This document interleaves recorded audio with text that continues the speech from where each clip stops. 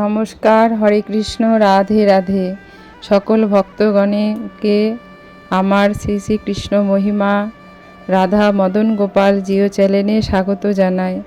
আমার গুরুদেব প্রভুপাদ স্বরূপ গোস্বামী রাতুল চরণে ভক্তিপূর্ণ প্রণাম, মাতা পিতার চরণে প্রণাম, সকল সাধুগুরু বৈষ্ণব ভক্তগণের চরণে প্রণাম জানিয়ে আজকের ভিডিওটি শুরু করছি। আজকে আমরা আস্বাদন করব মোহিনী একাদশী ব্রত মাহাত্ম্য কথা। কুর্ম পুরাণে বৈশাখ শুক্লপক্ষের মোহিনী একাদশী ব্রত মাহাত্ম্য বর্ণনা করা হয়েছে। মহারাজ যুধিষ্ঠির বললেন, হে জনার্দন, বৈশাখ শুক্লপক্ষিয়া একাদশীর কি নাম, কি ফল, কি বিধি, এ সকল কথা আমার নিকট বর্ণনা করুন। উত্তরে ভগবান শ্রীকৃষ্ণ বললেন, হে ধর্মপুত্র, আপনি আমাকে যে প্রশ্ন করেছেন, পূর্বে শ্রী রামচন্দ্র বশিষ্ঠের কাছে এই একই প্রশ্ন করেছিলেন। তিনি জিজ্ঞাসা করেছিলেন, হে মুনিবর, আমি জনক নন্দিনী সীতার বিরহজনিত কারণে বহু দুঃখ পাচ্ছি, তাই একটি উত্তম ব্রতের কথা আমাকে বলুন, যার দ্বারা সর্বপাপ ক্ষয় ও সর্বদুঃখ বিনষ্ট হয়। এই কথা শুনে বশিষ্ঠদেব বললেন, হে রামচন্দ্র, তুমি উত্তম প্রশ্ন করেছ।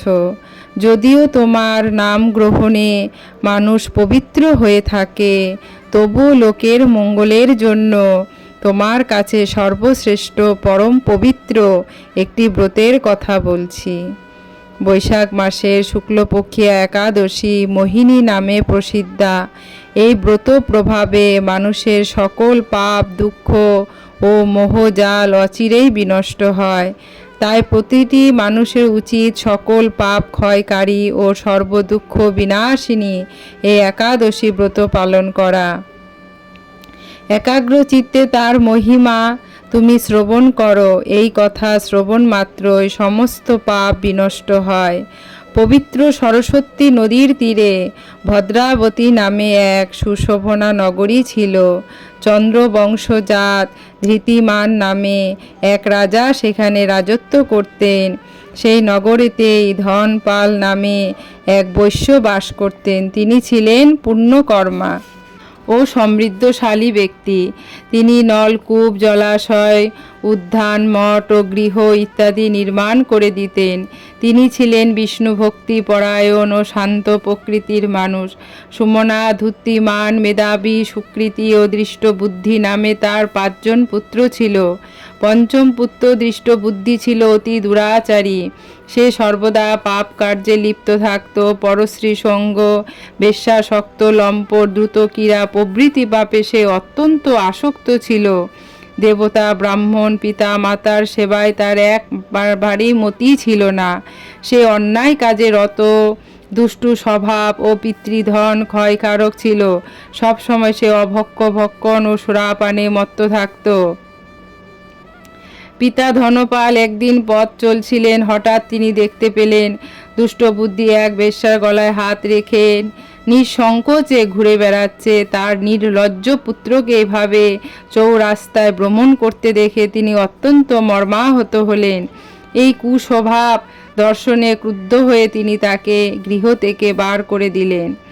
তার আত্মীয় স্বজনও তাকে পরিত্যাগ করল। সে তখন নিজের অলঙ্কারাদি বিক্রি করে জীবন অতিবাহিত করত। কিছুদিন এইভাবে চলার পর অর্থাভাব দেখা দিল। ধনহীন দেখে সে বেশ্যাগণ তাকে পরিত্যাগ করল। অন্ন বস্ত্রহীন দুষ্ট দৃষ্ট বুদ্ধি ক্ষুধা তৃষ্ণায় অত্যন্ত কাতর হয়ে পড়ল। অবশেষে নিজের গ্রামে এসে চুরি করতে শুরু করল। একদিন রাজপ্রহরী তাকে ধরে বন্দি করল, কিন্তু পিতার সম্মানার্থে তাকে মুক্ত করে দিল। এইভাবে বারেক সে ধরা পড়ল, কতবারেক ধরায় পড়ল ও ছাড়াও পেয়ে গেল, কিন্তু তবুও সে চুরি করা বন্ধ করল না। তখন রাজা তাকে কারাগারে বদ্ধ করে রাখলেন। বিচারে সে কষাঘাত দণ্ডভোগ করলেন। কারাভোগের পর অনন্য উপায় দৃষ্টবুদ্ধি বনে প্রবেশ করল। সেখানে সে পশু পাখি বধ করে তাদের মাংস ভক্ষণ করে অতি দুঃখে পাপময় জীবন যাপন করতে লাগলো। দুষ্কর্মের ফলে কেউ কখনোই সুখী হতে পারে না। তাই সে দৃষ্ট বুদ্ধি দিবারাত্রি দুঃখ শোকে জর্জরিত হলো। এইভাবে অনেক দিন অতিবাহিত হলো। কোনো পুণ্য ফলে সহসায় একদিন সে কৌণ্ডিন্য ঋষির আশ্রমে উপস্থিত হলো।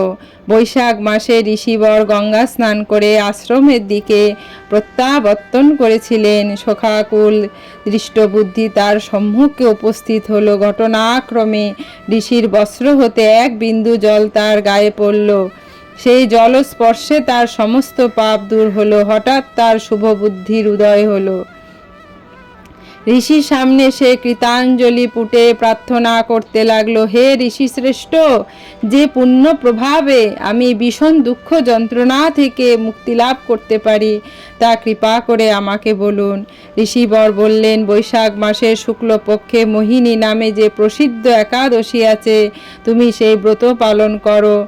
সেই ব্রতের ফলে মানুষের বহু জন্মার্জিত পর্বত পরিমাণ পাপ রাশিও ক্ষয় হয়ে থাকে।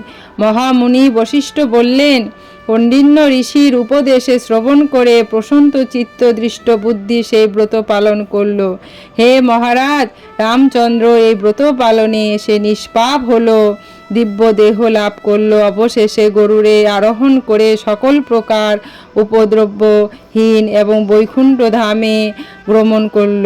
হে রাজন, ত্রিলোক মোহিনী ব্রত থেকে আর শ্রেষ্ঠ ব্রত নেই।